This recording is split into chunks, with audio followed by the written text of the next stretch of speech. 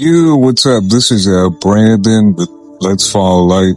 I'm here again to continue this second part of the story here. So I've already had my first encounter with God. I had a quick courthouse marriage. In between that time frame, me and my wife, she was my girlfriend at the time, we had conceived a child. And both, we agreed to it. It was consensual, right? So it wasn't a surprise or none of that. We actually planned this child. So, we were both going to move forward into the next part of life and to get over our struggles, which we had many insecurities and things.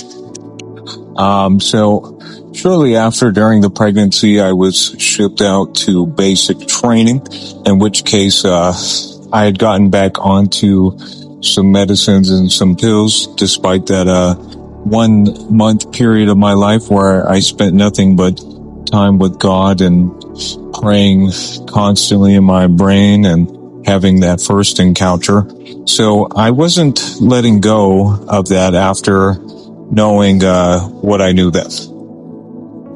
So I make it into basic training, and when I am in there, the main stuff that I have to hold on to is wanting to spend time with God.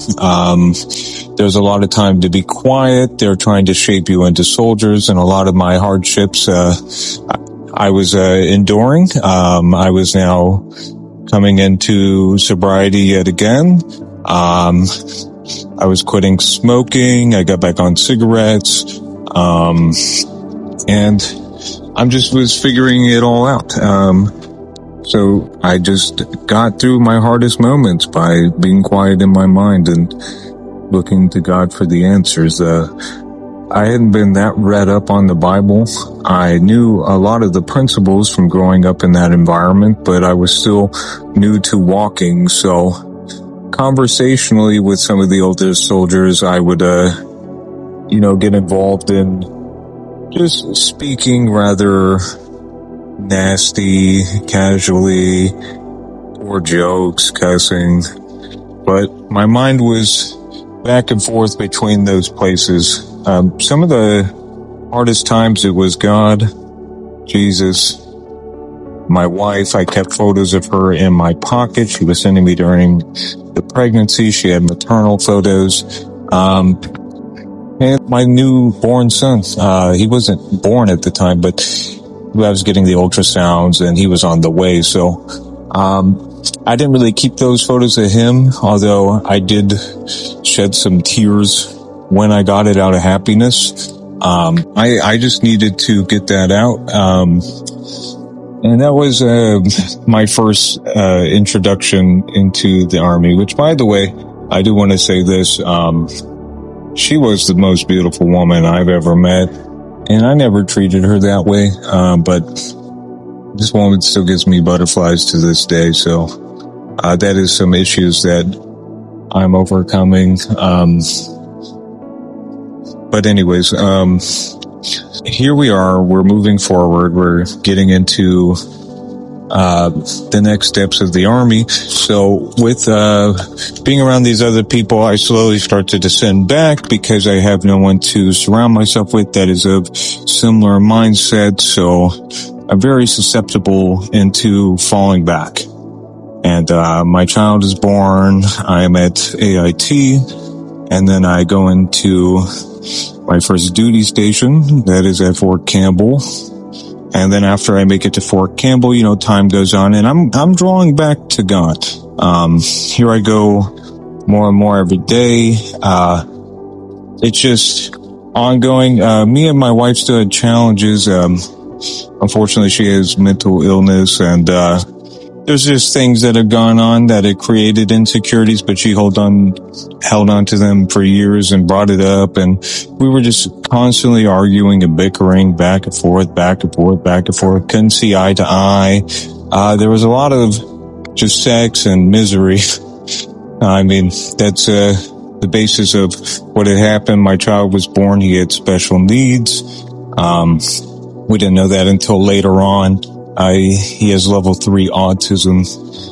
And also, she wound up leaving me and became a stripper while I was in there. And that was around the time that I was changing up my life. And the more I began to change up my life and draw closer to God, her life was going in the opposite direction. So while I had my encounter and I did the things that I needed to do, and I was beginning to walk my walk and grow up and go through the Army and start to become a more responsible adult, these are not things that she had experienced. So those were the biggest challenges near the tail end of her leaving.